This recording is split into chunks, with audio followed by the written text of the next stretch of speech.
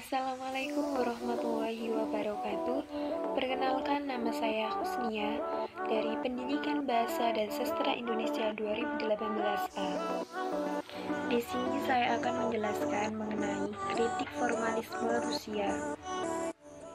Dalam ilmu sastra, formalisme ialah teori yang digunakan untuk menganalisa karya sastra yang mengutamakan bentuk dari karya sastra yang meliputi teknik pengucapan serta terbebas dari unsur luar sejarah, biografi, konteks budaya, dan sebagainya, sehingga sastra dapat berdiri sendiri sebagai sebuah ilmu dan terbebas dari pengaruh ilmu lainnya. Panuti Suciman mengatakan bahwa formalisme adalah aliran kritik sastra yang mementingkan pola-pola bunyi dan kata yang formal atau tradisional. Begitupun dengan formalisme Rusia adalah aliran kritik sastra yang lahir di Rusia pada tahun 1920-an sebagai reaksi terhadap aliran kritik sastra yang berlaku di Rusia waktu itu, yang mementingkan isi dan ciri sosial sebuah karya sastra. Gagasan yang mereka usulkan tersebut dianggap radikal, karena untuk pertama kalinya dalam sejarah kritik sastra, sastra diperlakukan sebagai disiplin keilmuan yang mandiri dan bukan sekedar batu pijakan untuk membahas gagasan-gagasan yang berkenan dengan filsafat atau bidang-bidang keilmuan lain. Karena hal itulah, maka para penggagas formalisme Rusia dianggap sebagai pendiri kritik sastra modern. Namun karena hal itu jugalah mereka menjadi olok-olok para ilmuwan lain yang menentang gagasan-gagasan mereka. Bahkan istilah formalisme sendiri pada mulanya adalah nama ejekan yang diberikan oleh para penentang itu, yang tentu saja ditolak oleh para penggagasnya. Karena pendekatan metodologis yang mereka tawarkan sebenarnya tidak formal dan seperti yang disangkakan oleh lawan-lawan mereka. Beberapa pokok gagasan, istilah dan dalil utama formalisme diantaranya ialah: yang pertama, defamiliarisasi dan deotomatisasi, atau tidak pada umumnya yang dikenal atau tidak otomatis.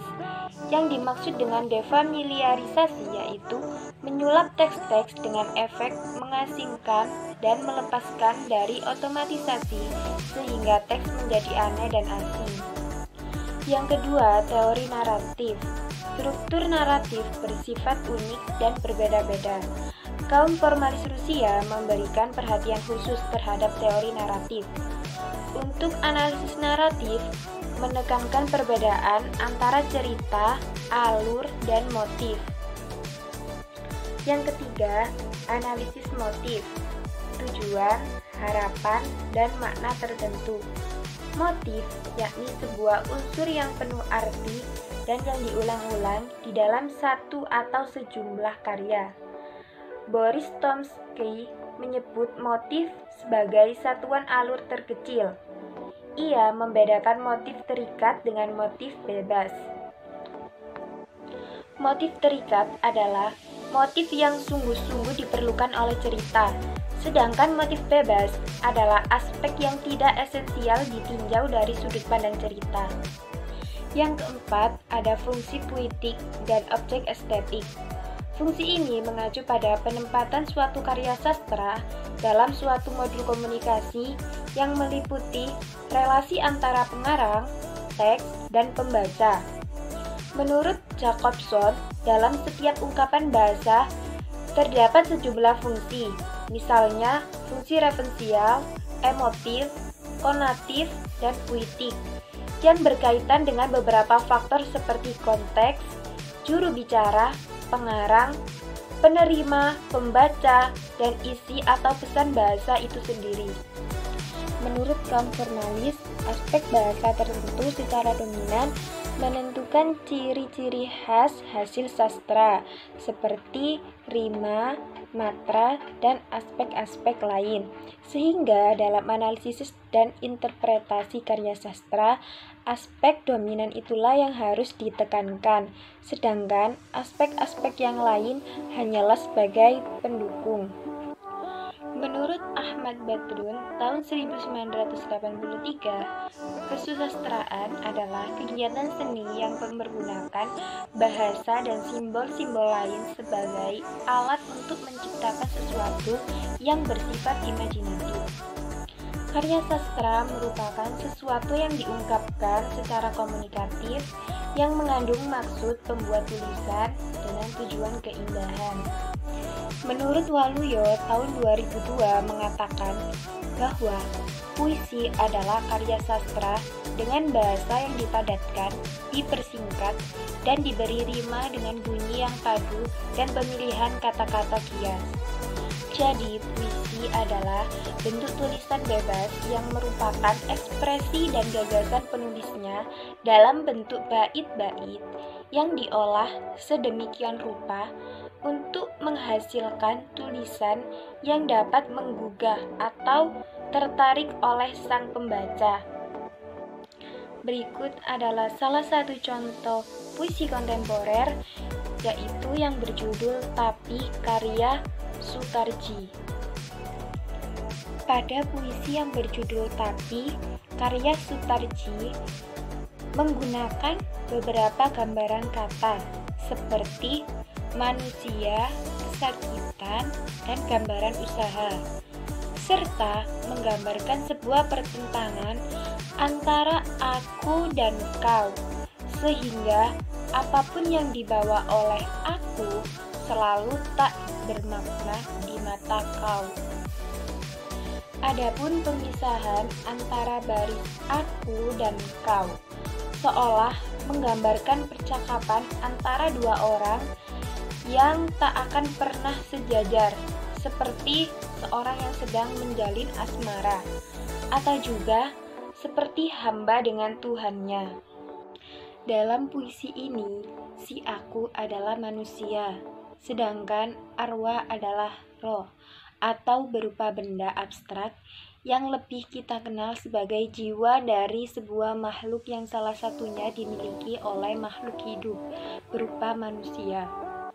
Adapun gambaran kesakitan yang terdapat dalam puisi ini adalah resah dan duka. Kata resah merupakan sebuah perasaan galau atau gelisah yang dialami oleh manusia. Kata resah bisa digolongkan dalam gambaran kesakitan karena resah itu membuat orang yang mengalaminya susah melakukan sesuatu karena dibebani oleh perasaan ini. Duka adalah perasaan kesedihan atau kesengsaraan yang dialami oleh manusia, seperti saat kehilangan. Dan selanjutnya ada gambaran usaha. Kata yang bisa digolongkan pada gambaran usaha ialah kata bawakan, bilang, dan datang.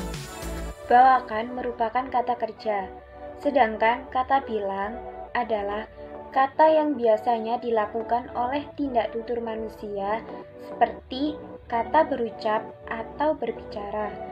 Dan kata datang merupakan usaha untuk menuju suatu tempat. Seorang hamba tidak mungkin membawa bunga pada Tuhannya seperti pada baris pertama, yakni aku bawakan bunga padamu.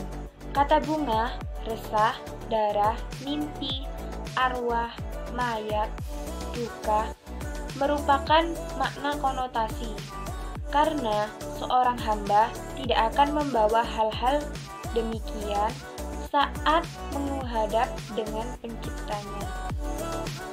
Gaya bahasa yang digunakan dalam puisi tersebut merupakan hiperbola, yaitu melebih-lebihkan.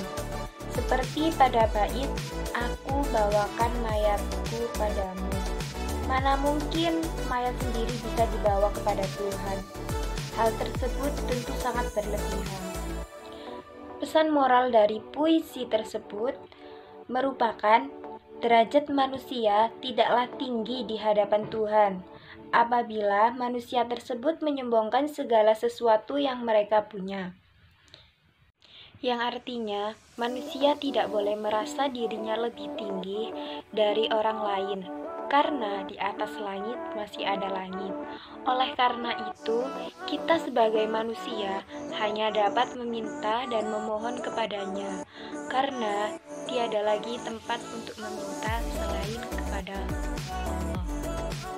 Jadi kesimpulannya, kritik formalisme Rusia adalah kritik yang lebih menekankan pada aspek bentuk, tepatnya pada aspek bahasa. Fokus utamanya adalah meneliti teks-teks yang dianggap sebagai teks kesusastraan. Sekian penjelasan dari saya. Mohon maaf apabila ada salah kata. Terima kasih. Wassalamualaikum warahmatullahi wabarakatuh.